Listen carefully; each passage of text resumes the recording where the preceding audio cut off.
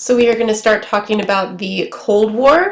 We'll focus on the roots of the Cold War first. So ultimately there are three major roots of the Cold War. One of them is that there are some conferences that take place when the war is still taking place, when World War II is still taking place, that is. And some of the results of the conferences ultimately result in some tensions between the USSR and Western nations. So we'll look at that first. And then also there are basically different ways that the East and West sort of see the world. Clearly, one of the most obvious things is that the USSR sort of dreams of spreading communism worldwide, and Western countries are very much afraid of that possibility. And also, you will see that post-war Germany, when it is divided into different zones, ultimately that will also result in tension between East and West because the Soviet Union is particularly controlling over its zone and prevents Germany from reuniting. So the first wartime conference to talk about takes place in Tehran, which is in Iran. This is, again, like the year indicates, still during the war, right? So at this point, Germany has not yet surrendered, and basically the idea behind the conference was to develop a plan to ultimately defeat Germany. So here you see the big three, so to speak. This is Stalin, this is Roosevelt, and this is Churchill. So they are referred to generally as the big three. Okay, so the agreements that they come to. The first one is that they agree to launch an invasion in Western Europe in 1944. So traditionally we think of that invasion as D-Day, which we already talked about in the previous section. Also importantly, Stalin agrees that he will get involved and enter the war against Japan, but he will only do that after Germany has been defeated. But it's still important because Roosevelt and Churchill realize that they really need Stalin's support in order to do that. Now, what's really significant is that they already are planning on what to do with with all of Europe, really, after the war is over. And Stalin wants to have total control over the future of Eastern European countries. Stalin also wants to have control over a specific part of Germany. So you're going to see that this is a huge point of contention between East and West. Winston Churchill in particular, he wants to have free governments throughout Eastern Europe, and he wants Germany to be really strong after the war, but we're going to see that Stalin really wants to keep Germany in a weak position. Roosevelt, in a way, kind of acts as a mediator between Churchill and Stalin. He feels like he can sort of work with Stalin to achieve post-war peace, but what ultimately you're going to see happen after Tehran is that the Soviets are going to get complete control to so-called liberate Eastern Europe. And this is going to really cause tension, especially with the West, because they're very scared of the spread of communism. They are scared of the continued influence that the Soviet Union is going to have over this huge part of Europe.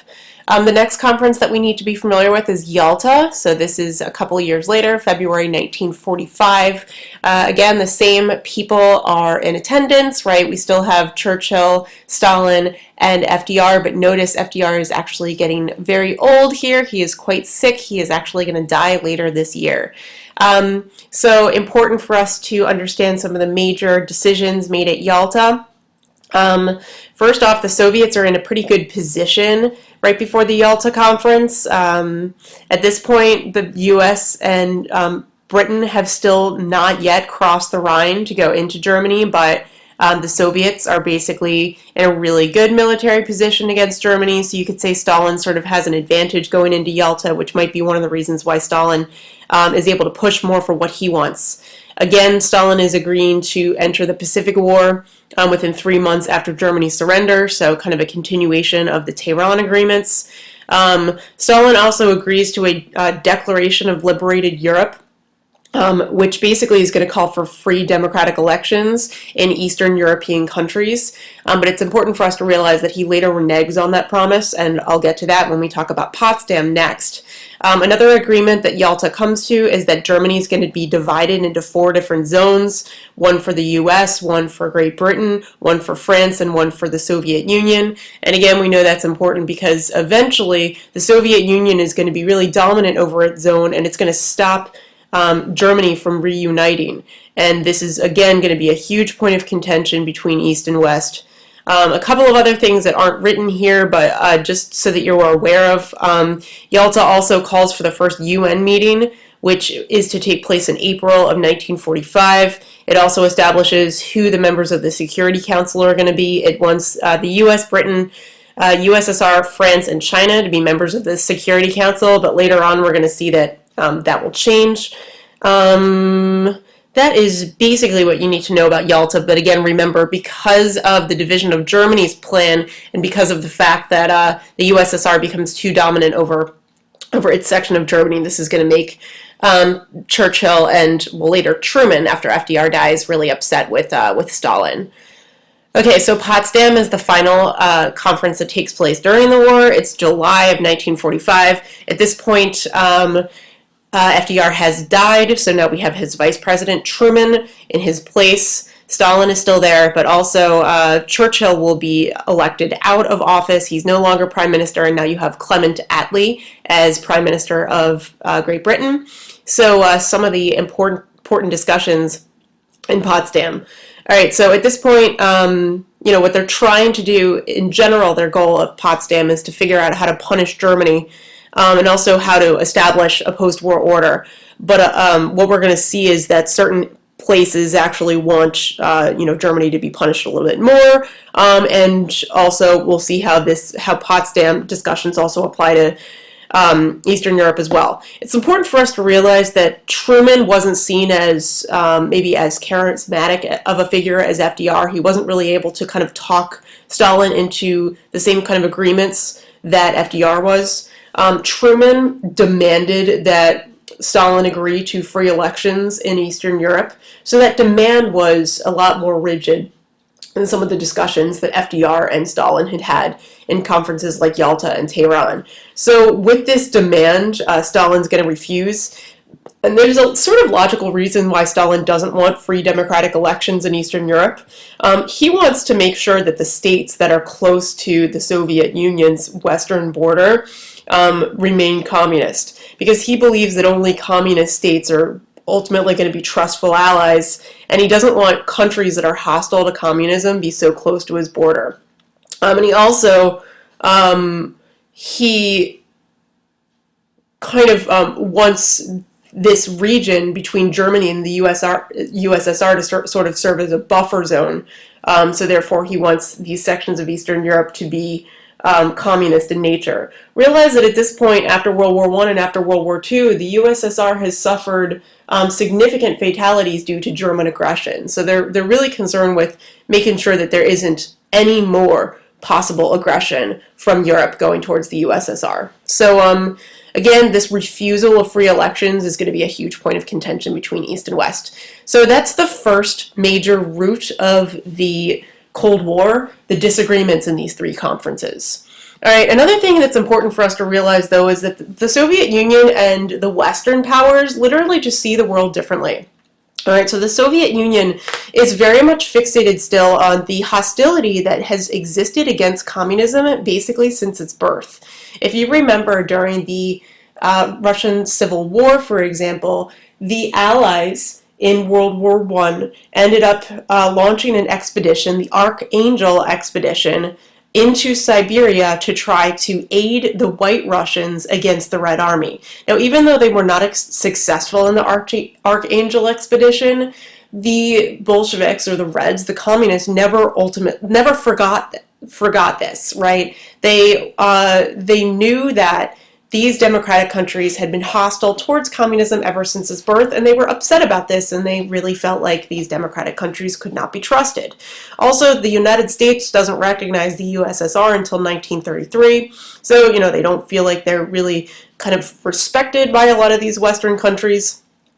During World War II, the US and Britain actually take a while to open up their Western Front. The D-Day invasion, as we remember, it was launched relatively late in 1944, and up until that point, the brunt of German aggression was taking place on the Eastern Front. And so, if you remember, there are 22 million casualties in World War II in the Soviet Union alone. And so a lot of this is because so much of the fighting took place on the Eastern Front. And so Russia's also bitter that that the US and Britain could have basically saved Russia from so many casualties if they had just opened up their front earlier.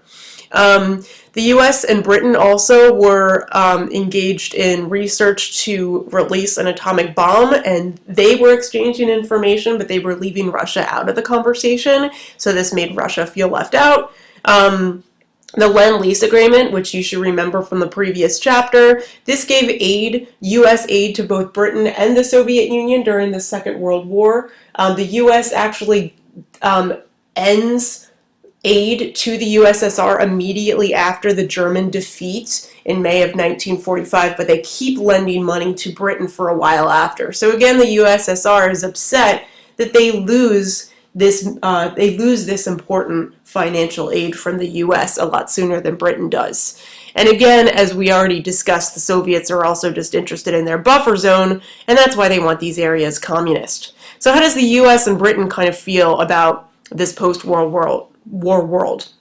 First off, with the way that they see Stalin behaving, and you'll see this will continue, they're really concerned that Stalin is trying to create spheres of influence in Eastern Europe, and you're going to see that that certainly is the case once we get into, once we kind of understand how Germany is divided, and once we understand how Stalin is directly influencing many Eastern European countries. We also know that in Potsdam, Stalin broke his Yalta pledges, right? At first, in Yalta, Stalin said that he would agree to democratic elections in Eastern Europe, but then in Potsdam, he says no when Truman asks him again for them. At this point, Truman is much more of sort of a get tough person when he's looking at how to treat the USSR after the war is over, which is one of the reasons why aid is cut off to the USSR so abruptly. Also, even though Winston Churchill is no longer prime minister in 1946, he travels to the United States and gives his famous Iron Curtain speech. So he literally says that there's an Iron Curtain descending between East and Western Europe. And the idea was that Europe was divided into two rival blocs, right? And there was an increasing fear that communism could spread beyond that Iron Curtain, and it could even spread beyond Europe. And we know that that ultimately happens when we get into proxy wars in Korea and Vietnam, for example. So this Iron Curtain speech really alarmed, since the speech took place in the US, it really scared Americans about a future conflict with the Soviet Union. And here we just see images of the Iron Curtain, right? Again, just sort of an imaginary barricade between East and West, but still nonetheless very threatening. And the idea was that, you know, this is, if it's an Iron Curtain, obviously it's very rigid and cannot be broken.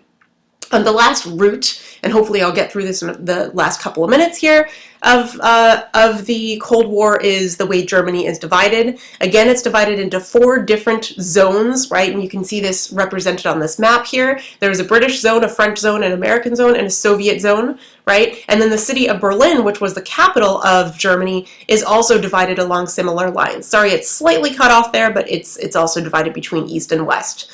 Okay, so the Soviets, they end up being very dominant over the Eastern zone, right? Part of this is because Germany was meant to pay reparations towards the USSR, and the Soviets want to make sure that they get as much money from their Eastern zone as possible. So they strip East Germany of most of its resources. They basically do everything they can to keep crippling East Germany's economy so that they can get as much money from them as possible. But what you're going to see is that the Western sides actually want Germany's economy to recover. They feel like it's vital for the recovery of all of Europe's economy.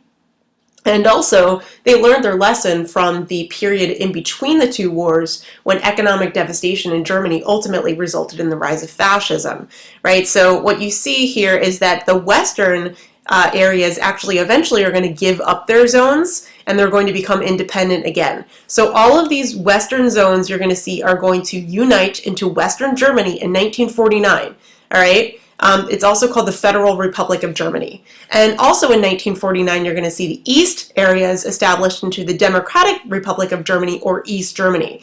Now, what's important is that the Eastern zone is going to develop on strict communist lines, and the Western area is going to have a free market economy, but these two regions are going to be increasingly divided from one another. So that is the third root of the Cold War here.